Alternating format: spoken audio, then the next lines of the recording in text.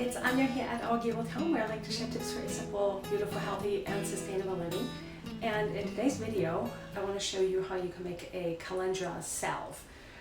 First, I want to talk about this kitchen here. You can see that we haven't tiled yet. The kitchen's not completely done. I can't wait to show you all what our kitchen looks like after a super long kitchen remodel. But again, in today's video, this is going to be about the Calendula Salve. So here it is.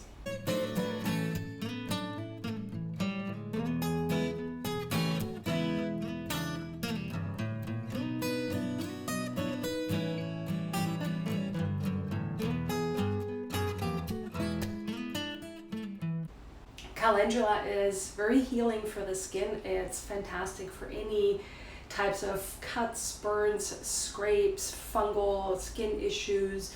It's super healing, and since we are making it with beeswax also has healing properties. It's a little bit of a double whammy.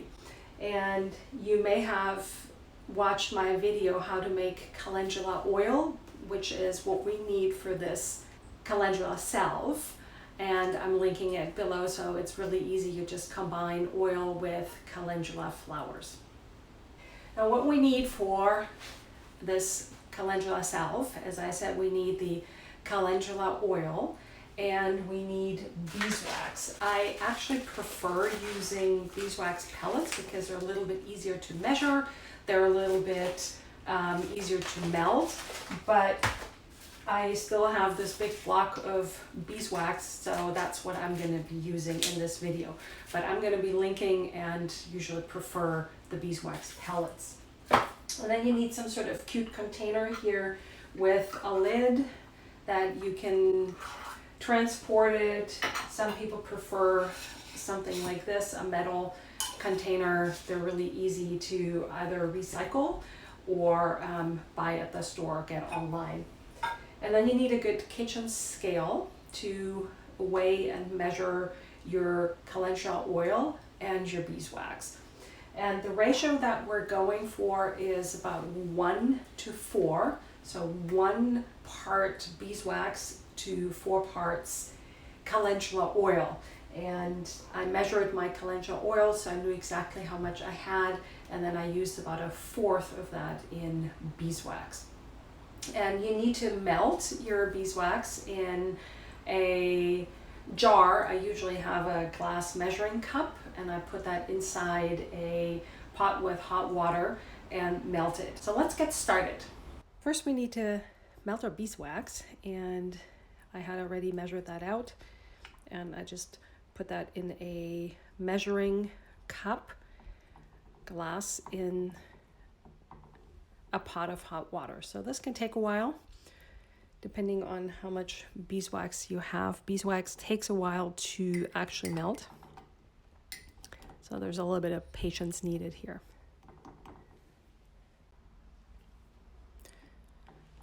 I'm not sure if you can see this, but the beeswax is already melting here at the bottom, so it's going to take another bit. What I'm going to do now is I'm going to move this jar over and set my calendula oil into the hot water bath as well, because it will mix a little bit better when this is not cold and causing the beeswax to solidify right away, but actually it's a little bit warm, so it mixes a little bit easier.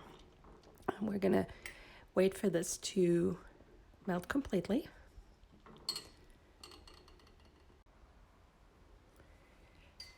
Now we have here the melted beeswax and the warm calendula oil, and I'm just going to add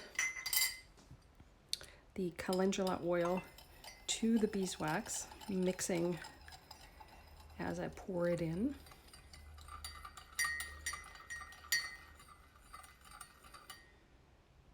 And you can also see that I'm using a towel. I don't want to set hot glasses on a cold surface.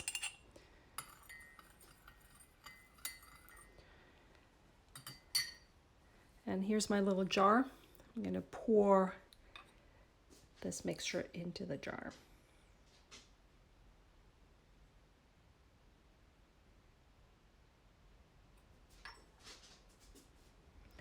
And then we'll just wait for it to set. So again, here's your final beeswax salve. You can easily put that on any type of skin issue.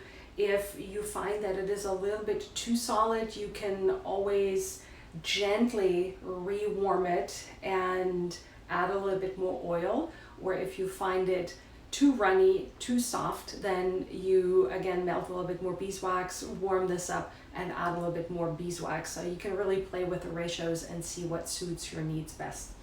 Beautiful color here. I actually just recently learned that in Victorian times they used calendula flowers to give butter a better color in the winter, because butter tends to be paler in the winter than in the summer, and so that gives it that beautiful buttery color. I hope you liked this video. If you did, please give me a thumbs up. If you're new here on my channel, please subscribe. I upload new content every week. You can also go to my blog at ourgabledhome.com, where I have more tips and recipes. Thank you so much for watching, and see you here next time.